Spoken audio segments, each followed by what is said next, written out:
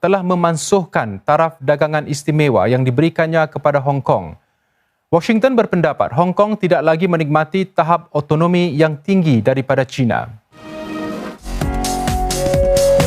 Bayaran pertama sebanyak $3,000 menerusi SARS telah diagihkan kepada 100,000 individu bekerja sendiri semalam. Dan terus juga bersama berita untuk mengikuti kisah dua gelandangan menyambut Aidilfitri di tengah-tengah COVID-19.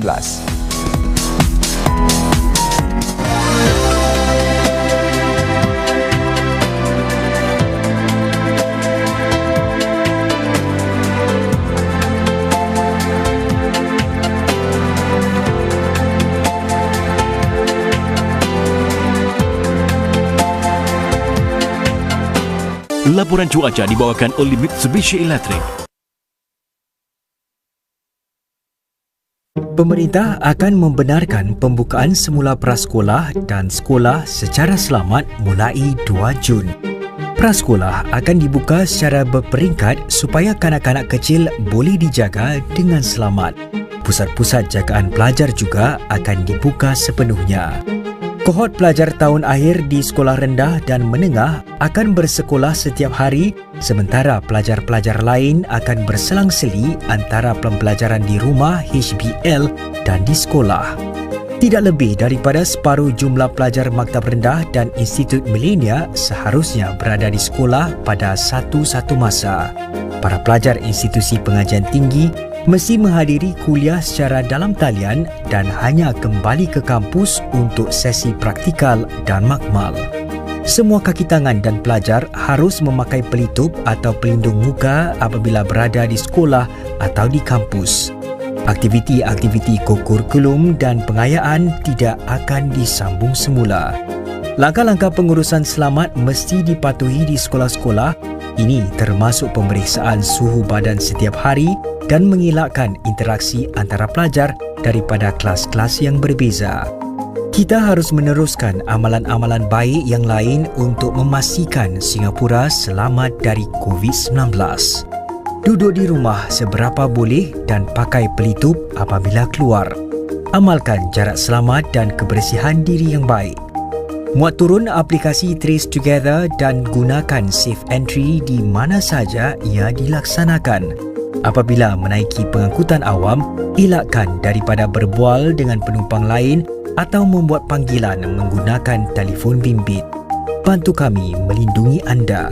Apabila keadaan terus terkawal, kita boleh memulakan semula lebih banyak aktiviti secara berperingkat. Dapatkan maklumat daripada sumber-sumber rasmi dan jangan sebarkan kabar angin. Daftar bagi khidmat WhatsApp gov.sg dalam bahasa Melayu untuk maklumat terkini tentang COVID-19. Bangun Dallas, satu kali makan hari-hari mau. Babuji, saya datang untuk makanan kegemaran saya. Bangun Dallas, hantar rumah pun boleh. Yo.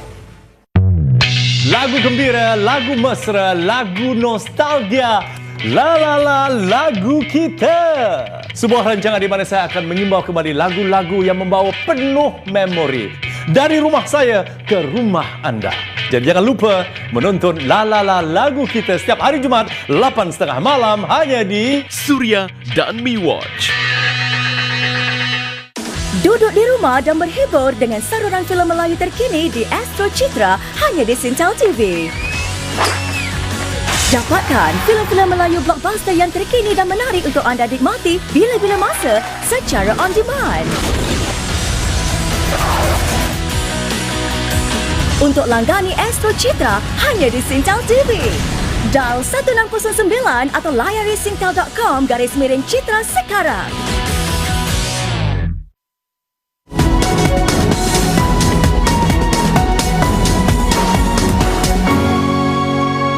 Lebih $50 juta akan dikeluarkan di bawah grant yang dipertingkat untuk membantu firma-firma melaksanakan aturan kerja fleksibel semasa pandemik COVID-19. Kementerian Tenaga Manusia MOM menyatakan grant mengimbangi kerja dan kehidupan yang dipertingkat itu sudah menarik lebih 2,700 permohonan dalam masa sebulan. Setiausaha Parlimen Kanan Kementerian Tenaga Manusia Loh Yin Ling berkata, peruntukan keseluruhan bagi geran ini dinaikkan daripada $100 juta kepada $150 juta. Skim ini akan membantu syarikat-syarikat memastikan para pekerja mereka selamat sepanjang tempoh sukar ini. Permohonan dibuka sehingga 1 Jun, hari terakhir tempoh pemutus rantaian jangkitan. Namun Encik Loh berkata geran ini akan terus tersedia walaupun selepas tarikh tersebut. Lebih 100,000 individu yang bekerja sendiri SEP telah menerima agihan pertama $3,000 semalam. Ia merupakan agihan pertama daripada 3 bayaran wang tunai bernilai lebih $360 juta di bawah skim pelepasan pendapatan bagi golongan tersebut. Individu yang mempunyai akaun bank yang didaftarkan dengan pemerintah akan menerima wang itu secara langsung menerusi perbankan kredit. Mereka yang secara automatik layak bagi skim tersebut pula akan menerima kiriman cek menjelang 15 Jun. Kongres Kesatuan Sekerja Kebangsaan NTUC yang mentadbir skim itu menyatakan mereka yang tidak menerima sebarang notis menjelang hujung minggu ini tidak layak secara automatik bagi skim tersebut. Maka itu mereka digalak supaya membuat permohonan. Menurut NTUC, lagi 17,000 pemohon yang berjaya akan dimaklumkan dan menerima bayaran itu mulai esok. 2 agihan seterusnya akan dilakukan pada bulan Julai dan Oktober. Keuntungan bersih syarikat telekomunikasi Singtel buat suku keempat merosot 26% dalam perbandingan tahun ke tahun. Keuntungan bersih bagi suku tersebut merosot kepada $574 juta berbanding $773 juta tahun lalu. Ini bermakna keuntungan bersih Singtel bagi keseluruhan tahun lalu menjunam 65% kepada $1.08 bilion. Pendapatan bagi tahun ini juga jatuh 2% kepada sekitar $16.5 bilion. Pandemik COVID-19 turut menjejas khidmat roaming dan prabayar. Kelemahan dalam pasaran Australia juga mengheret prestasi keseluruhan Singtel. Ini kisah 2 gelandangan yang sangat bersyukur dapat berlindung dan menyambut Hari Raya dalam Masjid Asyakirin di Taman Jurong di tengah-tengah wabak COVID-19 sekarang ini. Mereka mendapat kebenaran berbuat demikian dari pihak berkuasa kerana tiada rumah. Wartawan Afrika Husin merungkai kisah mereka. Sudah 10 tahun Encik Zainal bukan nama sebenar tidak ada rumah kerana terpaksa menjualnya setelah bercerai. Dia kemudian berkahwin dengan orang Indonesia dan tinggal di sana.